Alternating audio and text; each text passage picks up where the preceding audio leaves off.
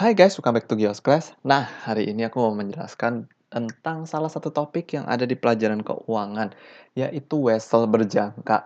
Nah, mungkin untuk anak-anak milenial zaman sekarang kayak kita ini ya, mungkin nggak tahu apa sih namanya wesel berjangka itu ya. Nah, hari ini aku mau coba menjelaskan apa sih sebenarnya wesel berjangka itu. Nah, wesel berjangka dalam bahasa Inggrisnya kita kenal dengan istilah bank accepted bills ya. Nah, apa ya wesel berjangka? Aku mulai dari definisinya dulu ya. Wesel berjangka disebut juga time draft ya. Nah, time draft atau kita mengenal dengan istilah surat perintah.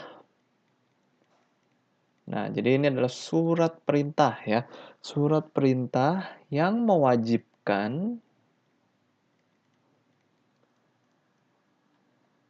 untuk mewajibkan bank sih sebenarnya, mewajibkan bank untuk membayar kepada pemegang draft ya, pemegang surat ini, pemegang draft atau pemegang wesel berjangka ini sesuai dengan nominal dan tanggal jatuh tempo. Jatuh tempo yang ditentukan. Nah, jadi sebenarnya ini tuh mirip cek ya, tapi ini ada tanggal jatuh temponya, sementara di cek itu tidak ada tanggal jatuh temponya ya. Nah, jadi ini baru bisa dicairkan dananya setelah melewati tanggal atau pada saat tanggal jatuh tempo tersebut sebenarnya. Nah, jadi wesel berjangka ini adalah surat perintah yang memberikan perintah kepada bank untuk membayar pemegang wesel sesuai dengan nominal atau face value ya. Kita kenalnya juga kalau di bahasa keuangan itu face value. Oke, nominal yang tertera di dalam wesel tersebut. Nah, wesel berjangka ini bisa diperjualbelikan di yang namanya pasar uang ya. Nah, jadi kita lagi membahas kan tentang apa sih ya, instrumen yang diperjualbelikan di dalam pasar uang. Nah, salah satunya adalah wesel wesel berjangka ini bisa diperjualbelikan di pasar uang atau money market ya. Oke. Nah, kalau masih belum jelas, nah aku akan bikin skemanya ya. Cerita-ceritanya gimana sih maksudnya wesel berjangka ini. Jadi seperti ini. Misalkan ya, ada sebuah katakanlah universitas. Universitas A. Nah, Universitas A ini ceritanya mau membeli komputer gitu ya. Dari yang namanya perusahaan A. Oke. Nah, ceritanya universitas ini mau membeli, misalkan mau beli 1.000 komputer ke perusahaan A gitu ya. Nah, setelah negosiasi dan sebagai macamnya gitu ya. Nah, universitas A ini bernegosiasi dengan perusahaan A, membayar dengan menggunakan yang namanya wesel wesel berjangka ini gitu ya. Nah, jadi Universitas A ini membuat yang namanya wesel berjangka ya, ya ceritanya sih bentuknya kayak surat gitu ya. Wesel berjangka ceritanya nominalnya katakanlah, nominalnya itu adalah wesel berjangkanya nominalnya 1 miliar ya, untuk membayar si perusahaan A ini atas, atas 1.000 komputer yang telah dibeli dan baru bisa cair wesel berjangkanya itu 30 hari sejak tanggal pembuatan wesel tersebut gitu ya. Nah, jadi Uni A mengeluarkan wesel berjangka ini dan dia menerbitkannya itu dengan atau dari bank aku tulis ini aja ya. Bank O ya. Di tempat di mana Universitas A ini mempunyai tabungan di bank O gitu ya. Nah, sekarang si Universitas A ini memberikan wesel berjangkanya itu kepada sorry, kepada perusahaan A. Nah, jadi perusahaan A memegang wesel berjangka sebesar 1 miliar ya, sebagai pembayaran dari 1.000 komputernya ini, gitu ya. Nah, jadi ada beberapa opsi yang bisa dilakukan oleh perusahaan A. Nah, aku tulis dulu deh ya. Nah, jadi opsi pertama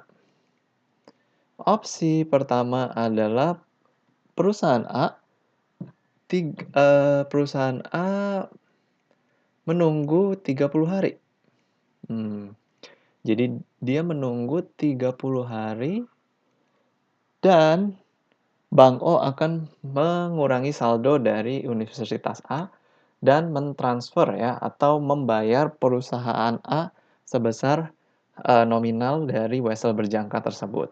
Perusahaan A menunggu 30 hari dan dibayar sesuai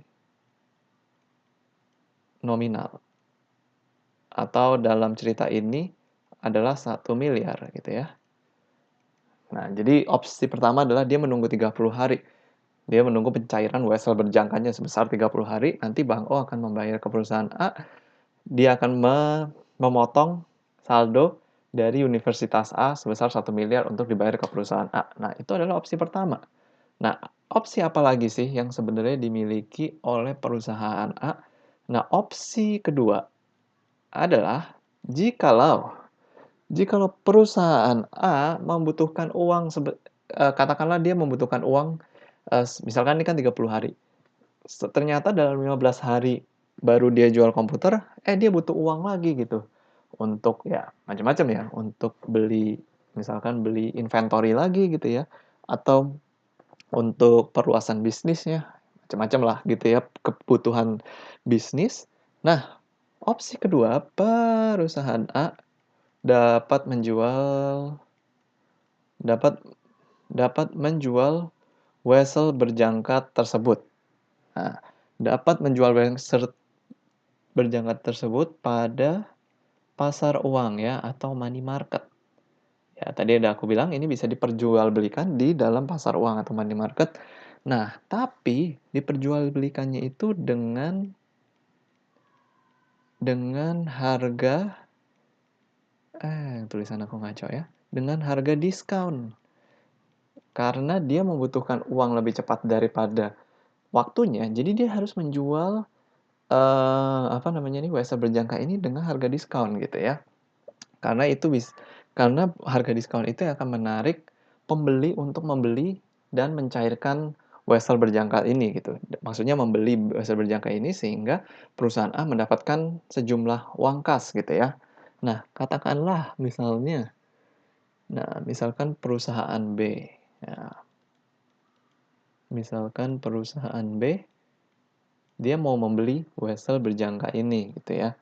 Nah, setelah negosiasi dan sebagainya, wesel berjangka ini dibeli dengan harga 995 juta. Nah, jadi harga diskon itu maksudnya harganya kurang dari face value-nya gitu ya. Jadi ya, ini dengan negosiasi gitu ya. Nah, sebesar misalkan 995 juta. Nah, keuntungannya perusahaan A kan butuh uang saat itu juga. Nah, dia akan mendapatkan 995 juta dana uang cash langsung ke dalam rekeningnya dia, ke dalam perusahaannya dia gitu ya. Nah, perusahaan B sekarang memiliki wesel berjangka bernilai 1 miliar. Nah, jadi apa yang bisa dilakukan? Nah, perusahaan B akan mendapat 1 miliar dari Bank O. Nah, jadi Bank O ini karena wesel berjangkanya sudah tidak ada di perusahaan A, nanti Bank O yang akan membayar wesel berjangkanya ini. Bank O membayar ke perusahaan B sebesar 1 miliar kepada perusahaan B gitu ya. Nah, lalu perusahaan B ini mendapat keuntungan kan. Tadinya 995 juta maksudnya dia beli ke perusahaan A, tapi dia mendapat dari Bank O sebesar 1 miliar. Jadi dia mendapat untung ya, atau kita kenal dengan istilah bunga gitu ya, 5 juta daripada investasinya di dalam wesel berjangka ini, gitu. Nah, jadi wesel berjangka ini bisa diperjualbelikan. Nah, bisa nggak perusahaan B ini menjual lagi wesel berjangkanya kepada orang lain lagi, ke perusahaan lain lagi sebelum jatuh temponya? Bisa aja. Tapi yang pasti harganya mungkin bisa 995 juta juga, atau bisa lebih rendah lagi gitu ya. Tergantung negosiasi lagi dan banyak hal lainnya ya gitu. Nah, jadi intinya adalah perusahaan B ini nanti akan mendapat keuntungan daripada investasinya dari wesel berjangka ini. Nah, jadi inilah wesel berjangka ya, seperti ini skemanya. Jadi dia dapat diperjualbelikan dan ini digunakan untuk metode pembayaran ya, salah satu metode pembayaran yang dilakukan oleh perusahaan gitu. Nah, itu aja sih yang mau aku jelasin tentang wesel berjangka. Kalau kalian masih ada pertanyaan mungkin ya, kalian boleh tulis di kolom komentar. Thank you guys for watching this video. See you again in the next video.